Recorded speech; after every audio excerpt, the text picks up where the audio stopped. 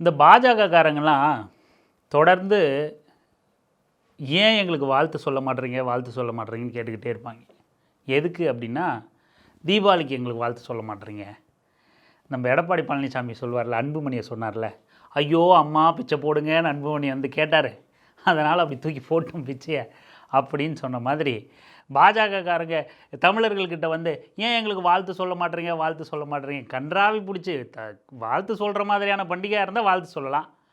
தமிழர்கள் பண்டிகை மாதிரி இருந்தால், ஒரு பொங்கலுக்கு வாழ்த்து சொல்கிற மாதிரி இருந்தால் வாழ்த்து சொல்லலாம். விவசாயத்தை கொண்டாடுற பண்டிகை, இயற்கையை நேசிக்கிற பண்டிகை.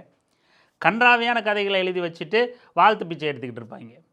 இப்போ நம்ம அதுக்கு சொல்கிறோன்னா, இப்படியான நம்ம இந்தி இசை மாதிரியான, எச்சக்கல ராஜா மாதிரியான, ஆட்டுக்குட்டி அண்ணாமலை மாதிரியான வாழ்த்து பிச்சை எடுக்கக்கூடிய நபர்களுக்கு தமிழ்நாட்டின் முதலமைச்சர் வாழ்த்து செய்தியை கொடுத்துட்டாருங்க. வழக்கமாக திராவிட முன்னேற்ற கழகத்தோட பெரியாரிய வழிவந்த இயக்கம் என்பதால் இந்த ஏப்ரல் 14 தமிழர் புத்தாண்டாக ஏற்பதில்லை. முற்போக்காளர்கள், பகுத்தறிவு சிந்தனை கொண்டவர்கள், பெரியார் வழி வந்தவர்கள் வந்து பெரியார் வழி அப்படிங்கிறத விட தமிழ் தேசிய சிந்தனை கொண்ட யாருமே, திருவள்ளுவரை ஏற்றுக்கிட்ட யாருமே தை 1 தான் புத்தாண்டாக ஏற்றுப்பாங்க. அது வேறு கதை, நம்ம நிறைய தடவை பேசியிருக்கோம், விவாதிச்சிருக்கோம். அப்படி திமுக வாழ்த்து சொல்லாது. ஆனால் இன்றைக்கி ஒரு வாழ்த்து செய்தியை வெளியிட்டிருக்கு. நாம் முழுமையாக வரவேற்கிறோம். என்னப்பா வாழ்த்து சொல்லாத திமுக வாழ்த்து சொல்லியிருக்கு, அதுக்கு எதிர்நிலைப்பாட்டில் இருக்கிற நீங்கள் எல்லாம் வரவேற்கிறீங்களே அப்படின்னா என்ன செய்தி அப்படின்னா, டீலிமிட்டேஷன், நாடாளுமன்ற தொகுதிகளோட மறுவரையறை மசோதாவை வருகிற 16ஆம் தேதி, இன்னும் 2 நாட்களில் நாடாளுமன்றத்தை கூட்டி நிறைவேற்ற போகிறதா ஒரு அறிவிப்பையும், அதற்கான அக்னாலஜ்மெண்ட் கடிதத்தையும் எல்லா எம்பிக்களுக்கும் நாடாளுமன்றத்திலிருந்து அனுப்பப்பட்டிருக்கு பாஜக சார்பில், அதாவது ஆளுகிற அரசு சார்பில். இதனால் என்ன அப்படின்னா, நீங்கள் எல்லாம் கேள்விப்பட்டிருப்பீங்க சின்ன வயசில். இந்த 90s கிட்ஸ்க்கெல்லாம் தெரியும், 2K கிட்ஸு கூட ஓரளவுக்கு தெரியும்னு நினைக்கிறேன். நாம் இருவர் நமக்கிருவர் அப்படின்னு ஒரு பிரச்சாரம் இருக்கும். சில விவேக் காமெடிகள்லாம் கூட அதெல்லாம் வரும். நாம் இருவர் நமக்கிருவர் அப்படின்னு வரும். கொஞ்ச நாட்கள் கடக்க நாம் இருவர் நமக்கொருவர் அப்படின்னு அந்த பிரச்சாரம் லாரி பின்னாடியெல்லாம் எழுதி போடுவாங்க. சுவர்கள் எல்லாம் எழுதி போட்டிருப்பாங்க. பள்ளிக்கூடங்களில் விழிப்புணர்வு பிரச்சாரம் பண்ணுவாங்க. தமிழ்நாடு மிக தீவிரமாக மாணவர்கள்லாம் அணிவகுப்பு செய்யும், லாரிகளில் எழுதி போடும், பஸ்ஸுகளில் எழுதி போடும், எல்லா சுவர்கள்லையும் எழுதி போட்டிருப்பாங்க நாம் இருவர் நமக்கிருவர் அப்படின்னு. அப்புறம் நாம் இருவர் நமக்கொருவர், அதுக்கப்புறம் நாமே இருவர் நமக்கு எதுக்குடா ஒருத்தர் அப்படிங்கிற மாதிரி எழுதி போட்டிருப்பாங்க. குழந்தையே பெற்றுக்காத அப்படின்ற மாதிரி. ஏன் அப்படின்னா, இந்தியாவோட மக்கள் தொகை வெகுவாக அதிகரிச்சுக்கிட்டு இருக்கு, அதனால் குழந்தை பெற்றுக்கிறதெல்லாம் குறைச்சிருங்க அப்படின்னு ஒரு அறிவுறுத்தலை ஒன்றிய அரசாங்கம் சொல்லிக்கிட்டே இருக்க, மாநிலங்கள் ஸ்ட்ரிக்டாக ஃபாலோ பண்ணணும்னு அறிவுறுத்திக்கிட்டே இருக்க, நாம் தான் நல்லா படிக்கிற பசங்களாச்சே. நல்லா படிக்கிற பசங்கள்லாம் என்ன பண்ணுவாங்க, ஒரு ஒழுக்கம், ஒரு நல்லது நடக்கும், சரியாக நடக்கும் அப்படின்னா அது ரொம்ப ஸ்ட்ரிக்டாக ஃபாலோ பண்ணுவாங்க. சரி, எல்லாருக்கும் நல்லது அப்படின்னா, ஒரு நாட்டுக்கு நல்லது அப்படின்னா. அப்படியா இந்த நல்லா படிக்கிற பசங்களான தமிழ்நாடு ரொம்ப ஸ்ட்ரிக்டாக, இன்னும் சொல்லப்போனால் தென் மாநிலங்களே ஓரளவுக்கு ஸ்ட்ரிக்டாக ஃபாலோ பண்ணிருச்சு அதை. அப்போது தமிழ்நாட்டோட மக்கள் தொகை வெகுவாக கட்டுப்படுத்தப்பட்டுருச்சு. இப்போ என்ன பண்ணுறான், நீ நான் சொன்ன பேச்செல்லாம் கேட்டல, நான் சொன்னபடியெல்லாம் செஞ்சில்ல, அதனால் உனக்கு வைக்கிறேன் பாரு ஆப்பு அப்படின்ட்டான். என்ன ஆப்பு? தொகுதி மறுவரையறை அப்படின்ட்டான். இங்கே மாநிலங்களோட பங்களிப்பு, விகிதாச்சார பங்களிப்பு அப்படிங்கிறது வந்து இப்போ ஏற்கனவே இருக்கிற அந்த விகிதத்தில் இருந்தால் தான் ஒரு இந்தியாவாக அது இருக்கும். எல்லாரோட பங்களிப்பும் இருக்கும், எல்லாரோட தேவையும் அவசியமும் முக்கியத்துவமும் இருக்கும். இப்போ கொண்டு வர மறுசீரமைப்பு என்ன பண்ணுது, இந்த தொகுதி மறுவரையறை என்ன பண்ணுது அப்படின்னா, இன்றைய கால சூழலில் உள்ள மக்கள் தொகைக்கு ஏற்ப நாடாளுமன்றம் இப்போ எம்பிக்களோட எண்ணிக்கை, நாடாளுமன்ற சீட்டோட எண்ணிக்கை எவ்வளோன்னா 543. இப்போ மறுவரையினால் என்ன ஆகும் அப்படின்னா, அது 850 உயரும். 850 உயரும் அப்படின்னா எதன் அடிப்படையில்னா, மக்கள் தொகை அடிப்படையில் அதை உயர்த்த போகிறாங்க.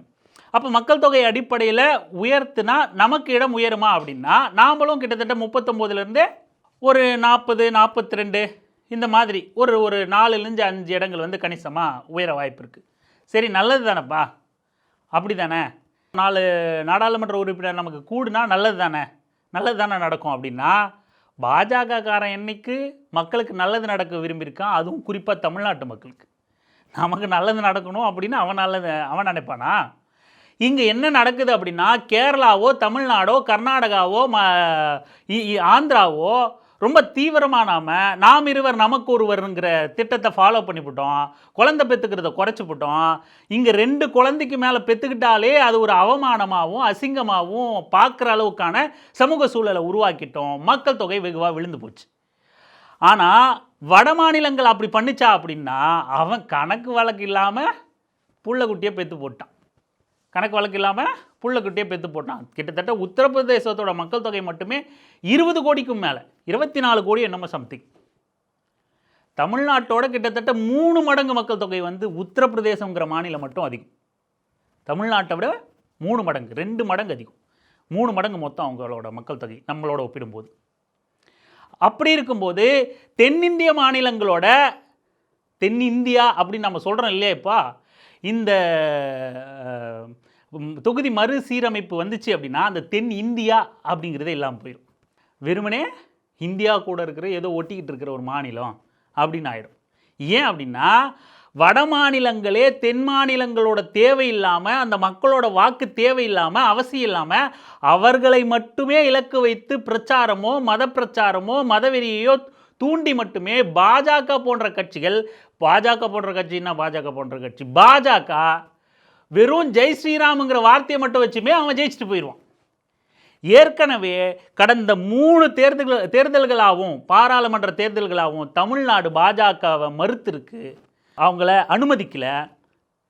நீ எங்களுக்கு சரிப்பட்டு வரமாட்ட, நாங்கள் உங்களை ஒருபோதும் அனுமதிக்க மாட்டோம் அப்படின்னு தமிழ்நாடு தொடர்ந்து சொல்லியிருக்கு. கடந்த 10 வருஷத்துக்கு மேலே இந்த தேர்தலோட சேர்த்தா 15 ஆண்டுகளாக இந்தியாவை பாஜக ஆளுது. ஆனால் தமிழ்நாட்டு கிடையாது. கணக்காக அரசாங்கமாக தமிழ்நாட்டுக்கும் பாஜக தான். ஆனால் தமிழ்நாட்டு மக்கள் பாஜகவை தேர்ந்தெடுக்கலை தொடர்ச்சியாக. அப்போது தமிழ்நாட்டு மக்கள் விரும்பாமலையும் கூட ஒரு ஒன்றிய அரசு அமைய முடியும். ஆனால் இனிமே என்ன ஆகும் அப்படின்னா, ஒட்டுமொத்த தென் மாநிலங்களே விரும்பாமல் கூட இனி ஒரு மக்கள் விரோத ஆட்சி ஒன்று நடக்க முடியும். ஒட்டுமொத்த தமிழ்நாடும், ஒட்டுமொத்த கர்நாடகாவும், ஒட்டுமொத்த ஆந்திரமும், ஒட்டுமொத்த தெலுங்கானாவும், ஒட்டுமொத்த கேரளாவும், மொத்த பேரும் சேர்ந்து நாம் பாஜகவை மறுத்தாலும் வட மாநிலங்களில் மட்டும் ஜெய் ஸ்ரீராமன் சொல்லிட்டு அவன் வாக்கு வாங்கினா, நம்ம வாக்கு இல்லாமையே அவன் வெற்றி பெற்று நம்மை ஆள முடியும். எப்படி இதை நம்ம அனுமதிக்க முடியும்?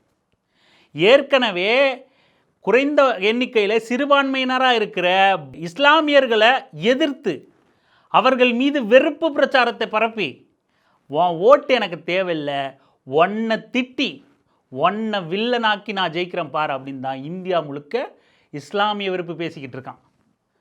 நாளைக்கு தென்னிந்தியாவோட தென் மாநிலங்களோட பிரதிநிதித்துவம் இல்லை அப்படின்னு ஆச்சுன்னா, ஏற்கனவே தமிழர்கள் இலையில் சாப்பிட்ற அந்த பண்பாட்டை தமிழர்கள் அநாகரிகமானவர்கள், தமிழர்கள் திருடர்கள்னு சொல்லிட்டு வட மாநிலங்களில் பிரச்சாரம் பண்ணி நம்மளை திருடர்கள்னு சொல்லி ஜெயிச்சிருக்கான் பாஜக. நாளைக்கு என்ன நடக்கும் அப்படின்னா, ஒட்டுமொத்த தென் மாநிலங்களும் வட மாநிலங்களுக்கு விரோதிகள், ஒட்டுமொத்த தென் மாநிலங்களும் திருடர்கள் அப்படின்னு சொல்லி பிரச்சாரம் பண்ணி வெறும் வட மாநிலத்து படிப்பறிவில்லாத ஜெய் ஸ்ரீராமுங்கிற வார்த்தைக்கு மயங்கக்கூடிய மக்களோட வாக்குகளை மட்டுமே பெற்று அங்கே வாக்கு வாங்கி இங்கே ஆட்சி செய்வான். எப்படி இதை நம்ம அனுமதிக்க முடியும்? எப்படி அனுமதிக்கிறது? அனுமதிக்க முடியாதுல்ல. அப்போது இப்படி ஒரு அறிவிப்பை வெளியிட்டிருக்கு. அதுக்கு திமுக அரசு, முதல்வர் ஸ்டாலின் அவர்கள் வந்து இந்த தேர்தல் நேரத்தில் ரொம்ப பிஸியான ஷெட்யூலில் கூட இதை எதிர்த்து நிற்க வேண்டிய தேவை இருக்குது அப்படின்னு சொல்லிட்டு ரொம்ப பாராட்டுறோம், வரவேற்கிறோம். இன்னும் சொல்லப்போனால் அந்த பேச்சை கேட்கும்போது கிட்டத்தட்ட கூஸ் பம்ஸ் மூமெண்ட்டாகவே இருந்துச்சு. ஏன் அப்படின்னா, அம்பேத்கர் மீது ஆணையாக சொல்கிறோம், நாங்கள் இந்தியாவை ஸ்தம்பிக்க வைப்போம், ஒவ்வொரு குடும்பத்திலேருந்தும் வீதியில் வந்து உட்காருவோம் அப்படின்னு முதலமைச்சர் ஸ்டாலின் அவர்கள் அறிவிச்சிருக்காரு. வரவேற்கிறோம்.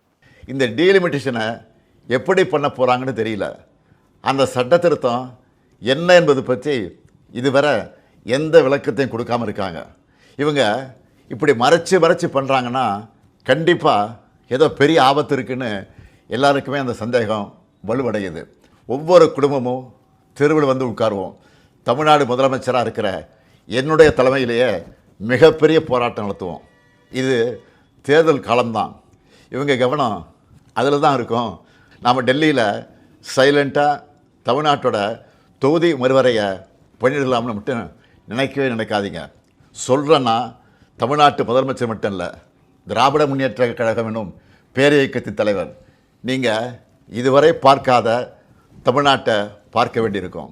50கள் 60களில் பார்த்த பழைய திமுகவை இந்தியா திரும்பவும் பார்க்க வேண்டியிருக்கும். இவன் என்ன மிரட்டுகிறான்னு நினைக்காதீங்க. நான் உங்களை எச்சரிக்கிறேன். நீங்கள் அதை மிரட்டல்னு நினச்சாலும் எங்களுக்கு கவலை இல்லை. ஆம், தமிழ்நாட்டிலிருந்து அனுப்பி வைக்கப்படும் எச்சரிக்கை இது. தேர்தல், ஆட்சி அதிகாரம் இதெல்லாம் எங்களுக்கு 2ஆம் பட்சம்தான். நாங்கள் சுயமரியாதைக்காரங்க. எங்களுக்கு கொள்கை தான் முக்கியம், மாநில உரிமைகள் தான் முக்கியம். அதுதான் பேரறிஞர் அண்ணாவும் முத்தமிழறிஞர் கலைஞரும் எங்களுக்கு கொடுத்துட்டு போன உயிர் கொள்கை. தமிழ்நாட்டுக்கு தவறடிச்சிட்டு வழக்கம் போல் சும்மா கடந்து போக நினச்சா நடக்கிறதே வேற. சட்டமேதை அண்ணல் அம்பேத்கர் அவர்களின் பிறந்தநாளில் அவர் மேல் ஆணையம் சொல்கிறேன், தமிழ்நாடு பாதிக்கப்பட்டால் இந்தியாவையே திரும்பி பார்க்க வச்சுடுவோம். மாண்புமிகு பிரதமர் மோடி அவர்களே, மீண்டும் சொல்கிறேன், இது தமிழ்நாட்டிலிருந்து உங்களை நோக்கி விடுக்கப்படக்கூடிய இறுதி எச்சரிக்கை. Tamil Nadu will fight, Tamil Nadu will win. Tamil Nadu போராடும், தமிழ்நாடு வெல்லும்.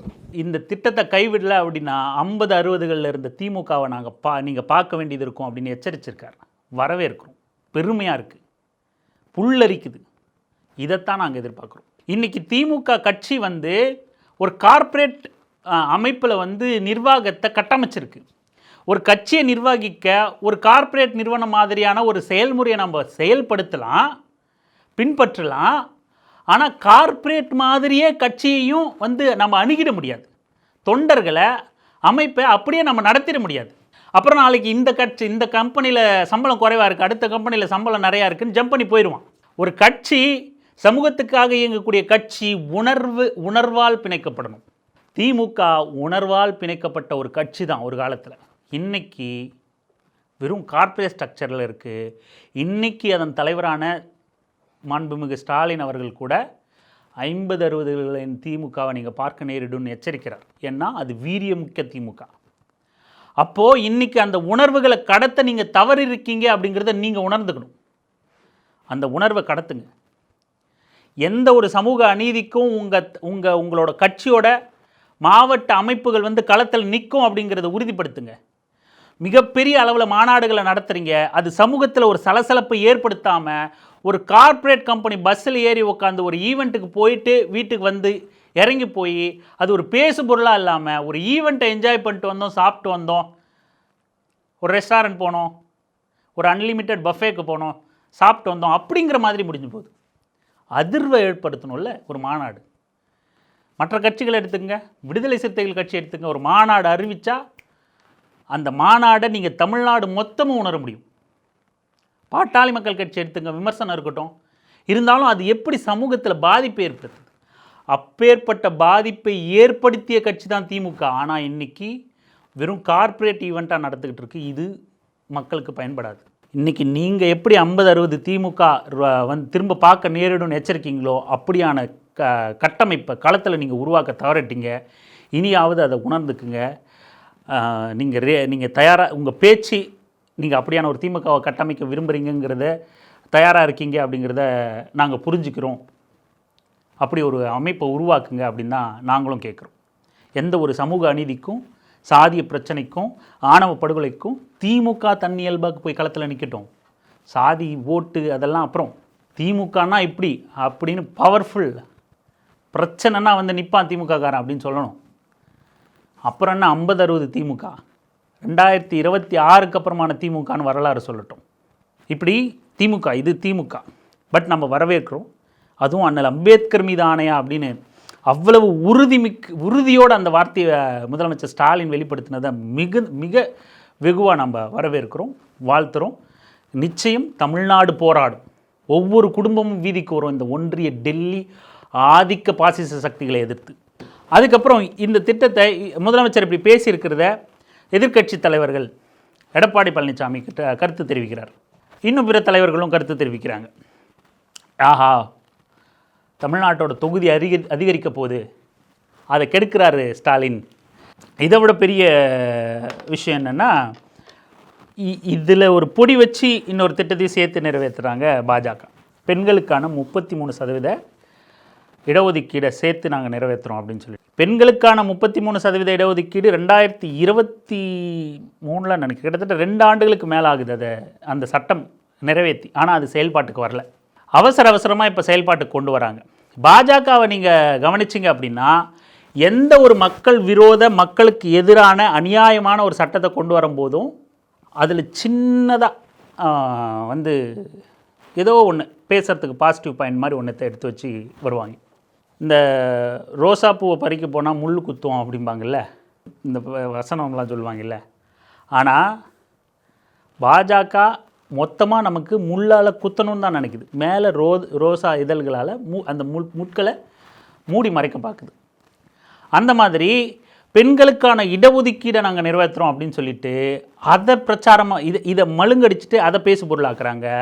இன்னும் குறிப்பாக தேர்தல் மிக பரபரப்பான, மிக தீவிரமாக எந்த ஒரு சட்டத்தையும் அலசி ஆய்ந்து பார்த்து, இடைநிறுத்தி பார்த்து, ஆதரவோ எதிர்ப்போ தெரிவிக்கக்கூடிய மாநிலமான தமிழ்நாடும், இன்னமும் கூட துணை புரியக்கூடிய மாநிலமான கேரளா, மேற்கு வங்கம் மாதிரியான மாநிலங்களில், அதாவது பாஜக ஆளாத எதிர்க்கட்சி மாநிலம், குறிப்பாக கொள்கை ரீதியில் எதிரியாகவும் நிற்கிற தமிழ்நாடு ரொம்ப பரபரப்பாக தேர்தலில் கவனம் செலுத்திக்கிட்டு இருக்கிற நேரத்தில் இதை சூழ்ச்சியோடு கொண்டு வரணும்.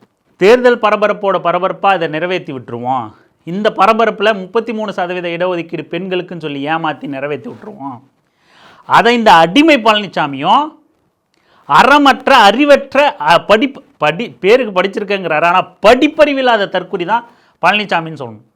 33% இடஒதுக்கீடுக்கு பெண்களுக்கு கொடுக்குறது பிடிக்கல திமுகக்கு அப்படின்னு சொல்லிக்கிட்டு இருக்காரு. எவ்வளோ பெரிய அயோக்கியத்தனம் அது! 543 எண்ணிக்கை இருக்கிற இடத்துல 850 உயர்த்தி, அந்த 850ல் 280 வந்து பெண்களுக்கு கொடுப்பேன் அப்படின்னா என்னோட அடிப்படை உரிமையே பறிச்சிடுற. இதில் என்ன பெண்களுக்கு உரிமை அப்படின்னு நீ வேஷம் போட்டுக்கிட்டு வர. இருக்கிறதுல கூட இடஒதுக்கீடு 543 கூட இடஒதுக்கீடு. உன்னை யார் வேணான்னா? யார் தடுத்தா உன்னை? யாராவது மறுக்கிறாங்களா, எதிர்க்கிறாங்களா? எப்படி பிளைண்டாக ஒரு திட்டத்தை ஒரு ஒரு ஒரு அரசு சொன்ன வழிகாட்டுதலை மிக உறுதியாக பின்பற்றின மாநிலங்களை எப்படி நீங்கள் தண்டிப்பீங்க? விகிதாச்சார அடிப்படையில், எண்ணிக்கை அடிப்படையில் இல்லாமல் ஒரு விகிதாச்சார அடிப்படையில் நாடாளுமன்ற அதிகாரத்தை பகிர்றது தானே நியாயம். அப்புறம் எதுக்கு இந்தியாவோட தமிழ்நாடு சேர்ந்துருக்கணும், தென் மாநிலங்கள் சேர்ந்துருக்கணும்? நாங்கள் ஓட்டு போட்டாலும் கவலை இல்லை, போடலனாலும் கவலை இல்லை, நாங்கள் தேர்ந்தெடுக்காமையே நீங்கள் இந்தியாவை ஆளுவீங்க, நாங்கள் உட்பட்ட இந்தியாவை நீங்கள் ஆளுவீங்க, எங்களையும் நீங்கள் ஆளுவீங்க அப்படின்னா நாங்கள் எதுக்கு இந்தியாவோடு இருக்கணும்? என்ன ஒப்பந்தத்துக்கு நாங்கள் எதுக்கு இருக்கணும் சேர்ந்து? என்னத்துக்கு இந்தியாவாக நாங்கள் இருக்கணும் சொல்லுங்கள். எங்களை யார் ஆளணும் அப்படிங்கிறத நாங்கள் முடிவு பண்ண முடியல அப்படின்னா, by the people for the people அப்படிங்கிறத உறுதிப்படுத்த முடியலன்னா, மக்களால் மக்களுக்காக மக்களே தேர்ந்தெடுக்கக்கூடிய ஆட்சி அப்படிங்கிற அந்த ஜனநாயக கட்டமைப்பை எங்களால் உறுதிப்படுத்த முடியலன்னா நாங்கள் எதுக்கு இந்த இந்தியாவோட சேர்ந்துருக்கணும்? இந்த கேள்வியை ஒவ்வொரு தமிழனும் இன்னும் கொஞ்சம் தீப்பத்தி அதிகமாக போய் தென் மாநிலங்கள் ஒவ்வொன்றும் ஒவ்வொரு வீட்டில் வந்து அந்த இந்தியாவை கேள்வி கேட்கும். இதை இந்த மாதிரியான மிக மோசமான திட்டத்தை மோடி அரசு நிறைவேற்றும் பட்சத்தில் முதல்வர் ஸ்டாலின் சொன்ன மாதிரியான மிக தீவிரமான போராட்டங்களை முன்னெடுக்கணும். ஏற்கனவே அந்த மாதிரியான பாதிப்பு புரிஞ்சு ஆந்திராவில் குழந்தை அதிகமான குழந்தை பெற்றுக்கிறவங்களுக்கான சலுகைகளை சந்திரபாபு நாயுடு அரசு வந்து அறிவிச்சுக்கிட்டு இருக்கு. ஆனாலும் அவர்களோட ஆதரவோடு தான் இந்த ஆட்சி நிலைச்சிக்கிட்டு இருக்கு. ஆனாலும் அவர்கள் சுயலாபத்துக்காக இது சம்பந்தமான எந்த அழுத்தமும் அவர்கள் கொடுக்க மாட்டாங்க. அவங்களோட தனிப்பட்ட வழக்குக்காகவோ லாபத்துக்காகவோ ஏதோ ஒரு சுய தேவைக்காகவோ இதை பண்ண மாட்டாங்க. சந்திரபாபு நாயுடு அழுத்தம் கொடுத்தால் இது வராது. ஆனால் அங்கே சந்திரபாபு அரசுக்கு அழுத்தம் கொடுக்குற அளவுக்கு அந்த மக்கள் விழிப்புணர்வு அடையலையோ அப்படிங்கிற கேள்வி இருக்குது. அந்த மக்கள் அந்த அரசை நெருக்கலை. அந்த அரசை நெருக்காததன் காரணமாக இவ்வளவு நெருக்கிற இந்த இடத்துலே எடப்பாடி பழனிசாமி மாதிரியான அறிவிலிகள் வந்து 33% இடஒதுக்கீடு பொறுக்கலன்னு திசை திருப்புது அப்படின்னா ஆந்திராவெல்லாம் நம்ம ஏமாத்திரம் பண்ணுறது. இந்த மாதிரியான மிக மோசமான ஒரு முன்னெடுப்பை பாஜக முன்னெடுத்திருக்கு. 16ஆம் தேதி இந்த சட்டத்தை நிறைவேற்றுறதுக்கான வேலையை செய்ய போகிறாங்க. முதலமைச்சர் ஸ்டாலின் சொன்ன மாதிரி தமிழ்நாடு போராடும், தமிழ்நாடு வெல்லும் அப்படின்னு ஒவ்வொரு குடும்பமும் வீதிக்கு இறங்கி போராட வேண்டிய சூழலை பாஜக உண்டு பண்ண போகுது அப்படிங்கிறதா தான் இருக்குது. அப்படி பண்ணும் பட்சத்தில் தமிழ்நாடு யார், தமிழ்நாட்டு மக்கள் யார், தமிழ்நாட்டோட போர்க்குணம் என்ன அப்படிங்கிறத இந்த மக்கள் மீண்டும் ஒரு முறை இந்த பாசிச பாஜகவுக்கு நிரூபிக்க காத்திருக்காங்க. இந்த விஷம பிரச்சாரத்தை, சூழ்ச்சி பிரச்சாரத்தை வந்து மக்கள் புரிஞ்சுக்கணும். மக்கள் தேர்தல் அரசியலை கடந்து மாநில உரிமை இது, நம்ம அதிகாரம், ஜனநாயகம், குடியுரிமை சம்பந்தமான விஷயம் இது. இதை நாம் ஓரணியில் இருந்து தான் இதை எதிர்கொள்ளணும். தமிழ்நாடு போராடணும், ஒவ்வொரு குடும்பமும் போராடணும். தமிழ்நாடு வென்றே தீரும். தமிழ்நாடு முன்னெடுத்த போராட்டங்கள் எதுவும் தோற்றதா சரித்திரமில்லை, வென்றே தீரும்.